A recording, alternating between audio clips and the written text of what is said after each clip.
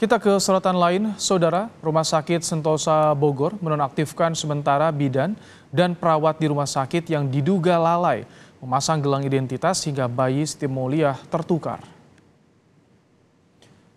Hal ini untuk menindaklanjuti kebenaran tertukarnya bayi Siti Mauliah di rumah sakit selama 1 tahun setelah melalui proses DNA yang dilakukan Polres Bogor. Yang rumah sakit pastikan akan kooperatif mengikuti pemeriksaan polisi.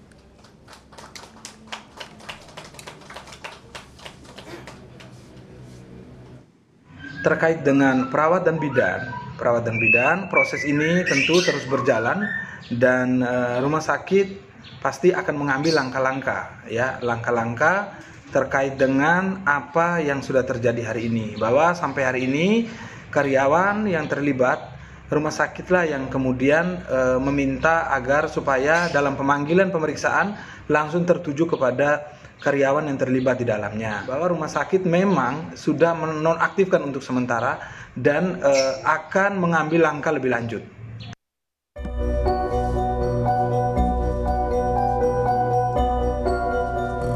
Setelah hasil tes DNA membuktikan 99,9% bayi di Bogor tertukar, kedua orang tua bayi sepakat berdamai.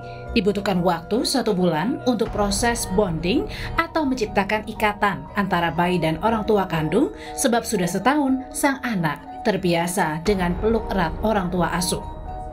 Didahului pertama dengan home visit yang dilakukan oleh Dinsos melalui tenaga pekerja sosialnya.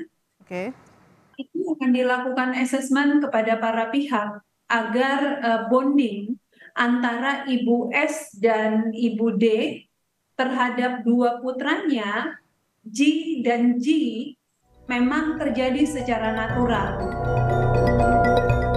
Meski keluarga Siti Mauliah bersepakat damai, tapi tidak untuk pihak Rumah Sakit Sentosa. Keluarga tetap memproses laporan dugaan unsur pidana kasus bayi tertukar yang terjadi di Rumah Sakit Sentosa Juli 2022 lalu.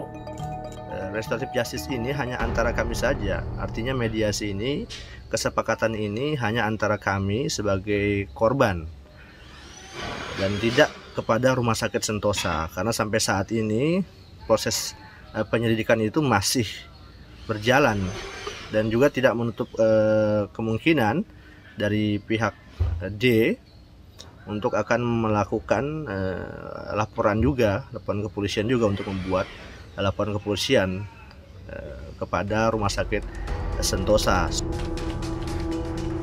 Perlu waktu 1 tahun, kedua bayi yang tertukar di Rumah Sakit Sentosa Bogor ini menemukan pelukan ibu kandung.